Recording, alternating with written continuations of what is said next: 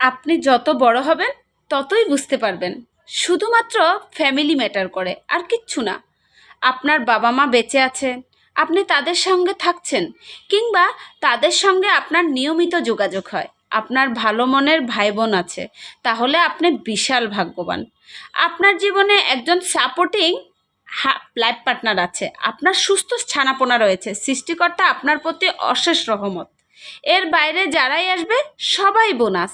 বিশ্বাস করুন, তারা থাকলে ভালো, না থাকলে মন খারাপের কিছু নেই। একটা সময় খুবই সেনসিটিভ ছিলাম। অমুকের জন্মদিনে অ্যালার্ম দিয়ে ঠিক রাত 12টায় তাকে আমি উইশ করেছি, অথচ সে আমার জন্মদিনের কথা মনেই রাখলো না, একটাবার উইশও পর্যন্ত করলো না।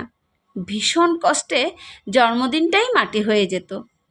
তমুকের পরীক্ষার আগে তাকে আমি কল দিয়ে নানা রকমের পজিটিভ কথা বলে সাহস জোগাতাম, আর আমার জীবনে কি হয়েছে সে খোঁজে রাখলো না।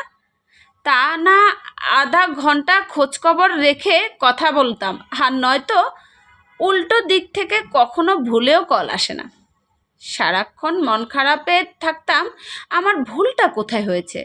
অজস্র বার মন খারাপ করার পরে বুঝতে পারলাম আসলে পরিবারের বাইরে সবই বোনাস। প্রত্যেকটা মানুষেরই, বাইরের মানুষগুলোই বোনাস। আপনার জীবনের যাকে গুরুত্বপূর্ণ মনে করছেন সে আপনার তার জীবনে আপনাকে 2 পয়সারও দাম দিচ্ছে না। তাই তারা থাকলে ভালো, না থাকলে আসলেই মন খারাপ কিছু করার নেই।